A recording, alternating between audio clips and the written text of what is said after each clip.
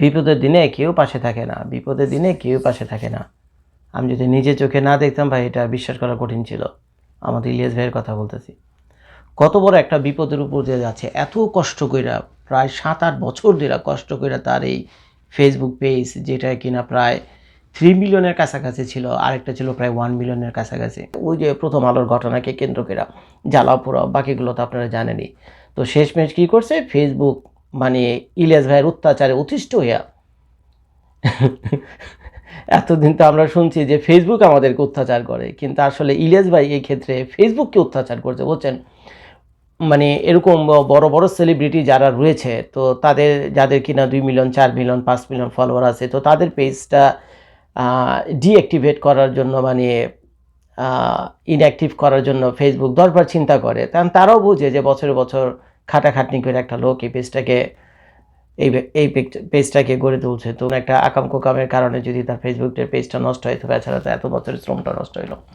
মেটালা কী করছে, তার দুটোটাই সাসপেন্ড করে দিয়েছে, বুঝছেন, আজীবনের জন্য। শুধু তাই না, ফেসবুকে কিন্তু বর্তমানে এই মুহূর্তে যখন আমি ভিডিওটা করছি, আজীবনের জন্য আমাদের ইলিয়াস ভাই নিষিদ্ধ, আজীবনের জন্য নিষিদ্ধ।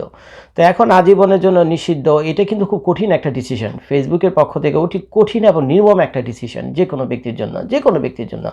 আর সেটা যদি হয় ইলিয়াস ভাইয়ের মতো লোক, তাহলে তো কোনো কথাই নেই। তো এখন একটা জিনিস খেয়াল করেন, আমাদের ইউনুস স্যারকে যেভাবে ওই গালিগুলো দিয়েছে, মাগিবাজ কইছে, তারপরে মদ খায়া বিদেশি লাগায়, এইসব আজে বাজে কথাবার্তা বলছেন না, শুনছেন তো আপনারা, আমি এগুলো বলতে চাচ্ছি না। তো এইসব যখন এই বৃদ্ধ বয়সে ইউনুস স্যার এগুলো শুনছে, তারও তো বউ বাচ্চা কাচ্চা আছে, তার একটা মেয়ে আমেরিকাতেও থাকে, তো তারও তো মানিজ্যতের ব্যাপার, তারও তো দোস্ত বন্ধু বান্ধব আছে। আর আপনারা তো জানেন ইউটিউব ফেসবুকের ভিডিও এখন যে কোনো ভাষায় ট্রান্সলেট হয়, তো সারা দুনিয়াব্যাপী তার দোস্ত বন্ধু বান্ধব যারা ছিল, তারা তো শুনছে যে একটা বৃদ্ধ লোক, বাপের সমান বয়স, তাকে যা তা ভাষা ইচ্ছা মতো গাইলা বিদেশি লাগায়, মদ খায়, এই খয়, মাগিয়ে খোর না কী খোর না করে খারাপ কথাবার্তা বলছে। লাগছে, চোট লাগছে, বুঝছেন। ইউনুস স্যারের বুকের ভিতরে চোট লাগছে। তো ইউনুস স্যার যে কী করতে পারে, তো সেইটা করে দেখাইলো। মেটার কাছে যে চিঠি পাঠাইছে বাংলাদেশ সরকারের পক্ষ থেকে, ওখানে ইউনুস স্যার, আমার বিশ্বাস, আমি তো চিঠি দেখিনি, আমার বিশ্বাস মেটাতে যে চিঠি পাঠাইছে এই সারা জীবনের জন্য বাংলাদেশে নিষিদ্ধ করার রিকোয়েস্ট করে, যে মেটার কাছে চিঠি লিখেছে, সেই চিঠির নিচে ডক্টর মোহাম্মদ ইউনুসেরই স্বাক্ষর ছিল। আর এই স্বাক্ষরেলা চিঠি যখন ওই মেটার এক্সিকিউটিভ ডিরেক্টর বা মার্ক জুকারবার্গ হোক বা তার পরবর্তী লেভেলের যে হোক না কেন, তার হাতে গিয়ে পড়ছে, যখন দেখছে ডক্টর মোহাম্মদ ইউনুসে সই করা চিঠি, তো বুঝতেই পারছেন, আর দেরি করেনি, সাথে সাথে। তো একদিকে আপনার ওই যে যেদিন আপনার প্রথম আলো, ডেইলি স্টার আগুন দিয়ে পুড়িয়ে দেওয়া হলো, আর আমাদের ইলিয়াস ভাই যে আকাম টাকাম করে বসলো, তো ঠিক তার 2 দিন পরেই কিন্তু আমাদের ফেসবুক, আমাদের ইলিয়াস ভাই ফেসবুকে নিষিদ্ধ হয়ে গেছে। তো এখন বাংলাদেশ থেকে আপনার আপাতত ফেসবুকে ইলিয়াস ভাইকে খুঁজে পাবে না। তো সম্ভবত তার বউয়ের নাম দিয়ে সে একটা মানে চ্যানেল দাঁড় করাইছে, ওইটা দিয়ে ছদ্মবেশে উনি টুকটাক পোস্ট আবারও শুরু করছেন। আর আমি বাংলাদেশের বাইরে যারা রয়েছেন, তারা হয়তো বা বিশেষ করে মিডল ইস্ট থেকে বা অন্যান্য দেশ থেকে চেষ্টা করলে আপনার তার পেজ খুঁজে পাবেন, কারণ উনি নিষিদ্ধ হয়েছে বাংলাদেশে, সৌদি আরবে, মিডল ইস্ট, আমেরিকা তার নিষিদ্ধ হয়নি, কিন্তু তার দর্শক তো 95% তো বাংলাদেশেরই, তাই না। ইউরোপ আমেরিকার মানুষ আর কজন থাকে, এদের খায়াদের কোনো কাম খাইজ নেই ভাই, সারাদিনই দেশের মানুষ খুব ব্যস্ত থাকে। তো এই হলো কাহিনী। তো একে তো গেল তার ফেসবুকে যাওয়া, মানে বুঝছেন তো, মানসিকভাবেই তো ভেঙে পড়ছে ইলিয়াস ভাই, কিন্তু মোটামুটি মানসিকভাবে ভেঙে পড়ছে, মানে এটা মেনে নেওয়ার মতো না। এত বছর ধরে ঘুরে তোলা, আর এটা তো শুধুমাত্র সাধারণ ওয়ার্নিং টর্নিংয়ের সীমাবদ্ধ না, ওনাকে টোটালি নিষিদ্ধ করে দিয়েছে ফেসবুকে, মোটামুটি ওনাকে নিষিদ্ধ করে দিয়েছে ফেসবুকে। তো এই একটা বড় বিপদ। তারপর একটা বড় বিপদ হলো তার যে বাংলা এডিশন, যে একটা নিউজ এজেন্সি উনি চালু করছিল না, পত্রিকা বোধহয় নাকি, ওদের অনলাইন ভার্সনও আছে, প্লাস একটা টিভি চ্যানেলও। তো সেই বাংলা এডিশন, এখন ইউনুস স্যার তো শুধু তার ফেসবুক যে খাইছে তা তো না, এখন লাগছে হলো বাংলা এডিশনের পিছনে। গত 2 দিন ধরে বাংলা এডিশনকে খুঁজে পাচ্ছে না কেউ। বাংলা এডিশনের কোনো পোস্ট টাবি জাবি কোনো কিছু নাই, ওদের অনলাইন পোর্টালেও নাই। এবং তাদের যে কার্যক্রম ছিল, নিউজ করা, নিউজ রিভিউ করা বা স্টুডিও ছিল, সেগুলো আপাতত টোটাল কার্যক্রম বন্ধ। বাংলাদেশ সরকারের যে বাংলাদেশ সরকারের কিন্তু কমিউনিটি গাইডলাইন আছে ফেসবুক, ইউটিউবের মতো। তো বাংলাদেশের সরকারের যে গাইডলাইন আছে, তো সেই গাইডলাইনকে ফলো করে এই বাংলা এডিশন তার যে লাইসেন্স টাইসেন্স হাবিজাবি যা কিছু আছে তো এগুলো তারা পায়নি, এগুলো তারা করেনি, এগুলো সব দুই নম্বরের মাধ্যমে হয়েছে। সেটা অবশ্য নিজের মুখে আমাদের ইলিয়াস ভাই কোনো এক ভিডিওতে বলছিল যে কারে বলে 1 কোটি টাকা বলে চাইছিল, কে বলে তার কাছে এই লাইসেন্সের ব্যাপার স্যাপারে, তো সে বলে 1 কোটি টাকা না দিয়া তারপরে কাকে কি ব্ল্যাকমেল করছে, কি করছে না করছে, অডিও টেপ দিয়া, সে বিরাট কাহিনী। এটা আপনার ইলিয়াস ভাইয়ের কাছ থেকে শুনি না। তবে তার লাইসেন্সে যে একটা ঘাপলা আছে এতে কোনো সন্দেহ নাই। তো যার ফলে তার সেই লাইসেন্সটাও সরকার ক্যান্সেল করে দিছে। কে করলো? ইউনূস স্যার করলো, তার লাইসেন্সটা ক্যান্সেল। তো এখন আমাদের ইলিয়াস ভাইয়ের না আছে কোনো ফেসবুক, শুধুমাত্র ইউটিউবে টিকে রয়েছে। কোন দিন জানি ইউটিউবটা যায়। এখন ইউনূস স্যার তো বসে থাকবে না, ইউনূস স্যার তো বসে থাকবে না। ইউনূস স্যার যেহেতু তার ফেসবুক পেজ খাইছে, এখন তার ইউটিউবও খাবে। আর বাংলাদেশে যে বাংলা এডিশন, যার কিনা এক্সিকিউটিভ চিফ হল আমাদের ইলিয়াস ভাইয়া, আমেরিকাতে বসে বাংলাদেশে নিউজ পোর্টাল চালাইতো, তো সেটা তো খাইয়া দিছে আমাদের ইউনূস স্যার। তা এখন দেখেন ইলিয়াস ভাই কত বড় সাহস, ডোনাল্ড ট্রাম্পের আমলেই এইসব কাহিনী শুরু করছে। সে আসলে এখানে অ্যাজাইলামে, এখনও তার গ্রিন কার্ড হয়নি, না হয়েছে পাসপোর্ট। তার এখানে থাকার পারমিশন আছে, কিন্তু তার গ্রিন কার্ড হয়েছিল অনগোয়িং প্রসেস। আর যদি গ্রিন কার্ড থাকেও, আমি কনফার্ম নেই এটা, গ্রিন কার্ড না থাকলেও তো উনি খাতরার মধ্যে, গ্রিন কার্ড থাকলেও উনি খাতরার মধ্যে। উনি আমেরিকাতে বসে বাংলাদেশে সন্ত্রাসী কার্যক্রম চালাইতেছে। এই ডেলিসটা প্রথম আলো পুড়িয়ে দেওয়াটা ভাই বিশ্বাস করেন, বাংলাদেশের কোনো ভালো মানুষ এটাকে সাপোর্ট করেনি। যারা কি এটা ডাইহার্ড সাপোর্টার ছিল আমাদের ইলিয়াস ভাইয়ের, তারা পর্যন্ত এখন মুখ ঘুরে নিয়েছে, তারা পর্যন্ত মুখের। এমন একটা ইউটিউবে ফেসবুকে আমি দেখি না যে তারা প্রশংসকের একটা ভিডিও করছে যে ভাই খুব ভালো একটা কাজ করছেন, প্রথম আলো ডেইলি স্টার পড়েছেন। প্রত্যেকে যারা তাকে ভালোবাসতো প্রত্যেকে মুখ ঘুরে নিছে, আমি নিজেও। এখন কি হয়েছে, আমেরিকার মাটিতে বসে বসে বাংলাদেশের সন্ত্রাসী কার্যক্রম চালাইতেছে। ওই যে সে যাতে একটা ইট বাকি না থাকে, প্রথম আলোর যাতে একটা ইটও যাতে বাকি না থাকে, প্রথম আলোর ওইটা এমনি করে ভাঙতে হবে। তোমরা শাহবাগে যাও কেন, তোমার তো যাওয়ার কথা তো কারওয়ান বাজার, ওই যে ডেইলি স্টারের অফিসের সামনে, এই দলটা ওদিকে যাও, ওইখানে কিছু আছে, ওইখান দিয়ে পিছন দিকে গিয়ে আগুন দাও, এইটা ভাঙো সেটা ভাঙো, বসে বসে একের পর এক পোস্ট দিছে, স্ট্যাটাস দিছে।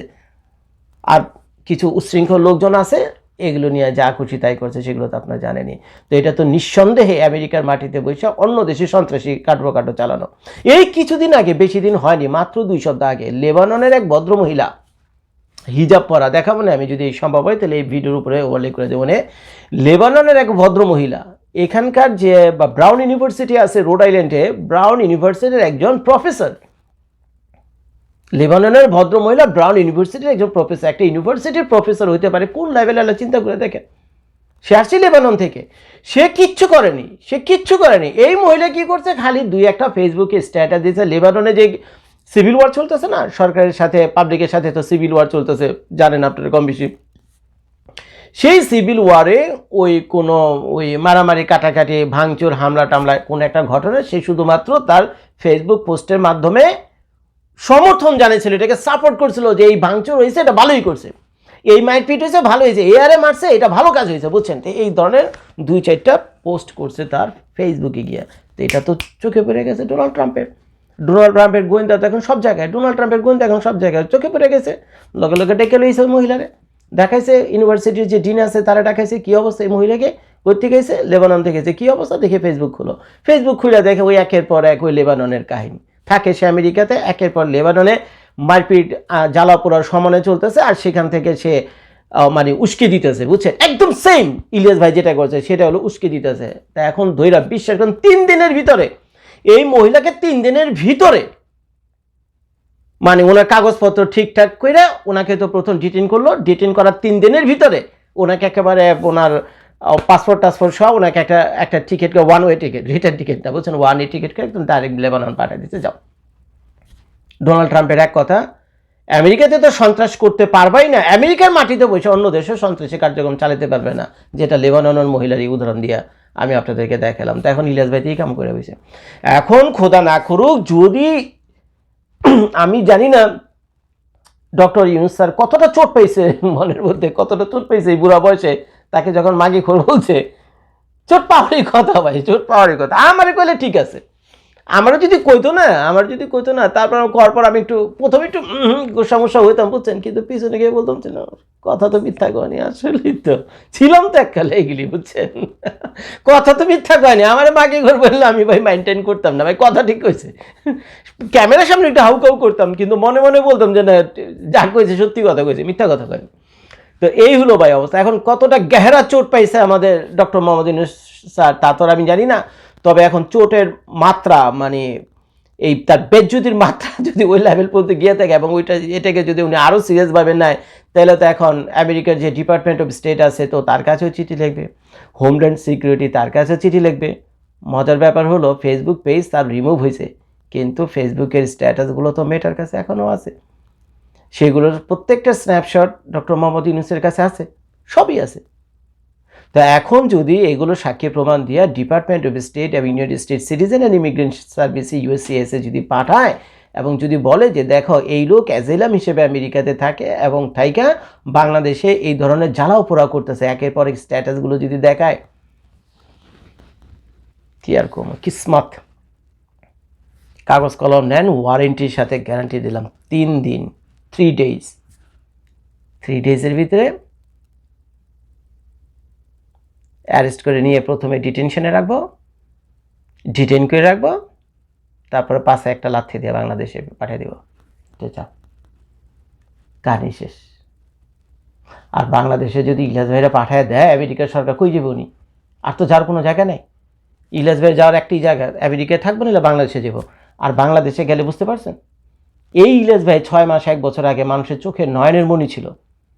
বাংলাদেশের স্বাধীনতা নিয়ে যেসব বাজে বাজে কথাবার্তা উনি বলছে ক্যামেরার সামনে, তার বউর জুতাই না আমাদেরকে পিটিতে চাইছে, আপনাদেরকে পিটিতে চাইছে। উনি বলছিল যারা কিনা 16ই ডিসেম্বর বলবি, 16 ডিসেম্বরকে যারা বিজয় দিবস বলবি তাদেরকে আমার বউর স্যান্ডেল দিয়ে পিটামো। বহুত লাগছে ভাই, মনের ভিতরে অনেক চোট লাগছে। কত ইউটিউবার আছে, সবারই এগুলো খারাপ লাগছে। আর আপনারা যারা তার দর্শক ছিলেন, ফ্যান ফলোয়ার সাপোর্টার চালাচ্ছেন, দেখেন নিচে ভিডিও এখনও আছে ইউটিউবে, মনে হয় খুঁজে দেখেন। কষ্ট লাগেনি আপনাদের? 16ই ডিসেম্বরকে 16ই ডিসেম্বর বলবো না, 16ই ডিসেম্বর বিজয় দিবস না, বাংলাদেশ আমার দেশ না, বাংলাদেশ একটা স্বাধীন রাষ্ট্র না। এই দেশের সবুজ পাসপোর্ট নিয়ে আমি আমেরিকাতে আসেনি, এই দেশের সবুজ পাসপোর্ট নিয়ে তো ইলিয়াস ভাই নিজেও আমেরিকাতে আসছে, তারপরে এসে আরেক দেশে গিয়ে জীবনের ভিক্ষা টিক্ষা চায়াটে সেখানে একটা পলিটিক্যাল অ্যাসাইলাম করছে। দেশের নিজের মাতৃভূমিকে কত বড় একটা অপমান, এই ধরনের বেইমানি, এই ধরনের অকৃতজ্ঞতা, এই ধরনের বদমেশি আমি বুঝি না। উনি কি পাগলা হয়ে গেছে নাকি, কি কোন দুঃখে এগুলো বলতে গেল? ওনার ভিতরে ওভার কনফিডেন্ট তৈরি হয়ে গেছিলো যে উনি কত বড় যেন একটা সেলিব্রিটি হয়ে গেছে। জানে এবার সেলিব্রিটি এখন আমেরিকা যদি গোয়া লাথিতে বাংলাদেশে পাঠায়, বাংলাদেশের মানুষ আপনার ছিঁড়ে বিড়ে খেব। আমি ভাই একজন ডাইহার্ট সাপোর্টার কিন্তু আমাদের ইলিয়াস ভাইয়ের, কিন্তু কথা হলো যে সাপোর্টার হলে কী হবো, কল্লা তোর বেঁচে দেয়নি, কল্লা তো বেঁচে দেয়নি, ব্যক্তিত্ব বলে তো কিছু একটা আছে, ভালো মন্দ তো পার্থক্য বুঝি, যার ফলে কথাগুলো বলতে বাধ্য হইলাম।